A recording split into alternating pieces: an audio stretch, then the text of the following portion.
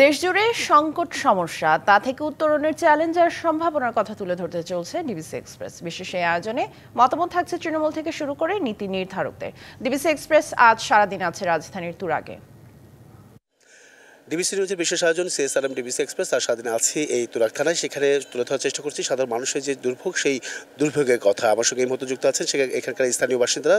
তাদের কাছ থেকেই শুনবো, তাদের মুখ থেকেই শুনবো, জানার চেষ্টা করবো। স্বাগত আপনাদেরকে ডিবিসি এক্সপ্রেসের। আমি একটু শুরুতেই আপনার কাছে যেতে চাই যে এই তুরাগ থানাকে কেন্দ্র করে আপনারা কতটা অবহেলিত। সিটি কর্পোরেশন অন্তর্ভুক্ত হয়েছে 2018 সালে, তারপরেও কোনো ধরনের উন্নয়নের মুখ দেখেনি এখানকার বাসিন্দারা। কি উন্নয়ন করা প্রয়োজন বলে মনে করছেন? পানির সমস্যা আছে, এখন ব্যাপক। পানিতে দুর্গন্ধযুক্ত পানি আসে। যদিও নাম মতো বলা যায় গ্যাস আছে, কিন্তু গ্যাস সকালে থাকে না, দুপুরে থাকে না, সকালেও একটু একটু থাকে, রাতে আবার আসে।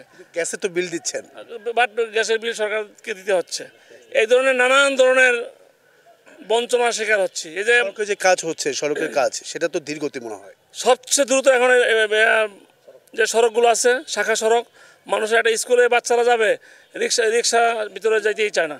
যদি রিক্সা না যায়, সাধারণ লোকজন তাদের বাচ্চাদেরকে নিয়ে স্কুলে যাবে কীভাবে? 1 কিলোমিটার দূর থেকে হেঁটে আসা সম্ভব না। এই জন্য অতি দ্রুত এটা দরকার। রাস্তাঘাটগুলো করা দরকার, শাখা রাস্তাগুলো পয় নিষ্কাশনের ব্যবস্থা করা দরকার। আর পানিতে দুর্গন্ধযুক্ত পানি আসে, এটা পরিষ্কার করা। ঢাকা ওয়াসাকে আপনাদের মাধ্যমে আমরা জানাইতে চাই, ঢাকা ওয়াসা যেন অতি দ্রুত এই পদক্ষেপগুলো নেয়। আরেকটা সমস্যা আছে, গ্যাসের সমস্যা। আমাদের বাচ্চারা সকালে আমরা স্কুলে পাঠাই, তাদের প্রতিষ্ঠানে পাঠাই লেখাপড়ার জন্য।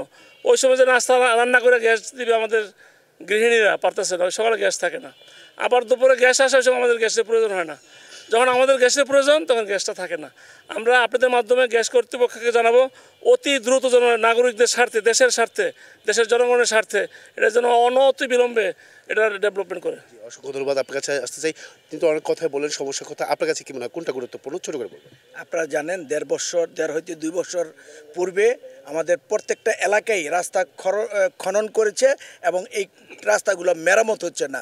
আমরা বারবার সিটি কর্পোরেশন তাগাদা দেওয়া সত্ত্বেও কিছু আর্মি প্রশাসনের কাছে কিছু রাস্তার ঠিকাদারি দিয়েছে। সেই ঠিকাদারগুলো আওয়ামী লীগ করে বিদায় তারা পালিয়ে গেছে। আমরা ধারে সিটি কর্পোরেশনের ধারে ঘুরছি। আমাদের এই যে রাস্তাঘাটের যেই বিদ্যুতের যেই ব্যবস্থা, খাম্বায় কোনো বিদ্যুৎই থাকে না।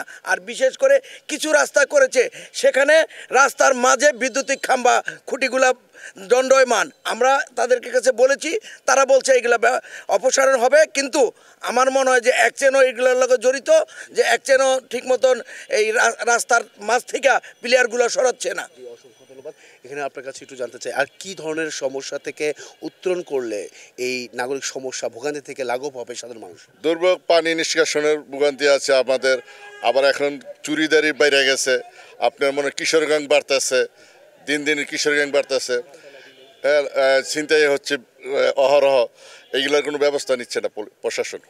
অসংখ্য ধন্যবাদ আপনাদেরকে। পরবর্তীতে আগামীকাল থাকছে ভিন্ন কোনো জায়গা থেকে সাধারণ মানুষের দুর্ভোগ তুলে ধরার চেষ্টা করব। সঙ্গে থাকুন সিএসআরএম ডিবিসি এক্সপ্রেসের।